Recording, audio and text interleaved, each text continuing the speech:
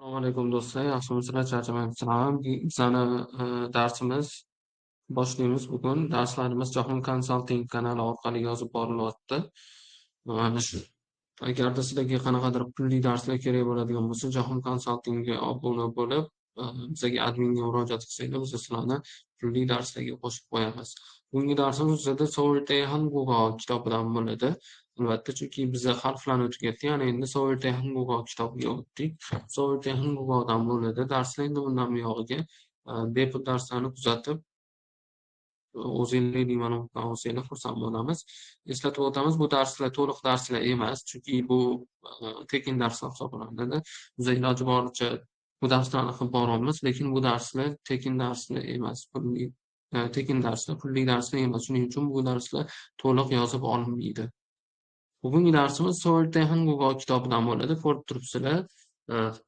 Sizlar bilan birgalikda bugun patchimlar mavzusini o'tamiz. Patchimlar nima o'zi, nima degani, ular nima, qanaqa ishlatiladi? Patchimlar koreys tilidagi bo'g'indagi 3-4 harfi o'zi patchimlar deb ataymiz. Patchimlar deb atirkanmiz. Ya'ni ular patchim degani ma'nosi asos, ustun, tamal toshi, ya'ni ustun bo'lib turadigan degan ma'noni bildiradi. To'g'rirog'i asos, ustun degan ma'noni bildiradi. Shuning uchun ham koreys tilidagi 3-4 harflar patchimlar deb nomlanadi. Patchimlar harf bo'g'inda kelganda, ya'ni 3-4 harf bo'lib keladi va patchimlarni qanaqa talaffuz qilish kerak? Ular qanaqa bo'ladi o'zi? Albatta, patchimda kelishi mumkin bo'lgan harflarni bir qanchasini biz ko'rib o'tamiz hozir. Birinchi patchimimiz bizada K harfi. K, K va G harflari hisoblanadi. Agar koreys tilida patchimda 3-harf K, K va ikkitalik K harflari keladigan bo'lsa, biz uni patchim so'ring, patchimni talaffuzi K deb talaffuz qilar ekanmiz. Ko'rib turibmiz, bizada ko'rsatilgan hammasi. Agar bizada patchimda N harfi keladigan bo'lsa, keyingisi biz uni N deb talaffuz qilar ekanmiz. Shundayligicha N harfi 3-harf bo'lib kelishi mumkin ekan. Shuning uchun biz uni oddiygina N deb talaffuz qilamiz.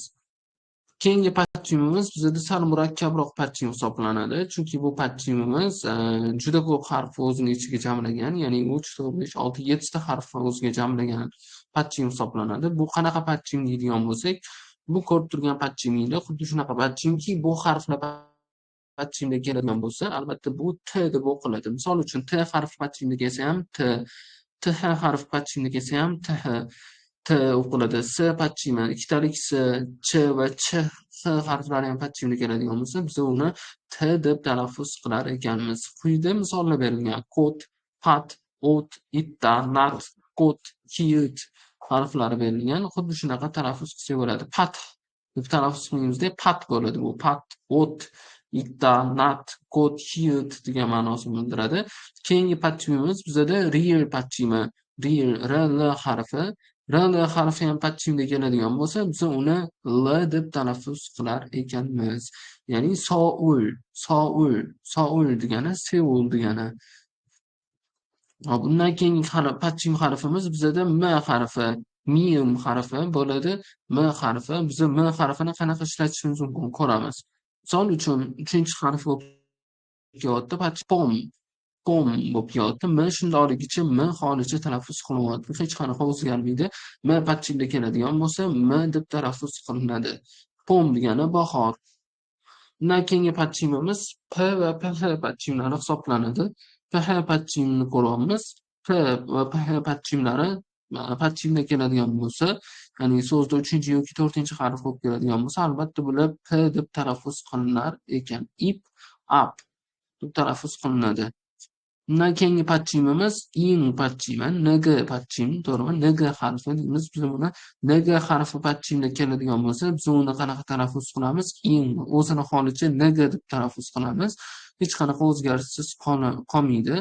Ya'ni hech qanaqa o'zgarish bo'lmaydi, to'g'rirog'i. Shundayligicha talaffuz qilamiz. Misol uchun Kang so'zi daryo degan ma'noni bildiradi. Xuddi shunaqa talaffuz qilsak bo'ladi biza. Bu patchimlar edi. Biz ko'rib turgan patchimlar. Misol uchun quyida so'zlar berilgan. Bizada K patchimiga misol suvbak K o'qilyapti. Yak K o'qilyapti. Puok pak pakke pakke yoki pak o'qisa bo'ladi. San keyingi n patchimga oid so'zlarimiz san, lemon, lemon, shinmun, shinmun, pusan, pusan so'ramiz. Yoki t patchimiga oid so'zlarimiz pit, nat, o't, mit hammasi oddiy t bo'lib talaffuz qilinyapti. Yoki ril patchimga oid so'zlarimiz mo'l, pal, 딸기, 할머니 so'zlari xuddi shunaqa talaffuz qilinyapti.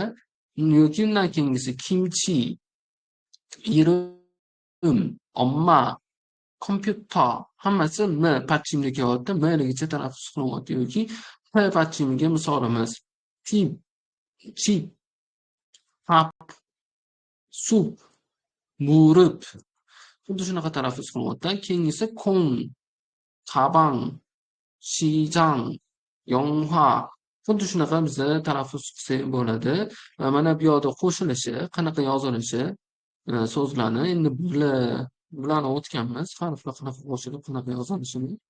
Xuddi shunaqa talaffuz qilsak bo'ladi. Bugungi darsimiz mana shu joygacha edi. Ya'ni patchimlar mavzusigacha edi. Patchimlarni ko'rib chiqdik biza qayoqda qanaqa ishlatilinadi va ular qanaqa talaffuz qilinadi hammasini ko'rib chiqdik. Keyingi darslarimizda ko'rishguncha charchamanglar.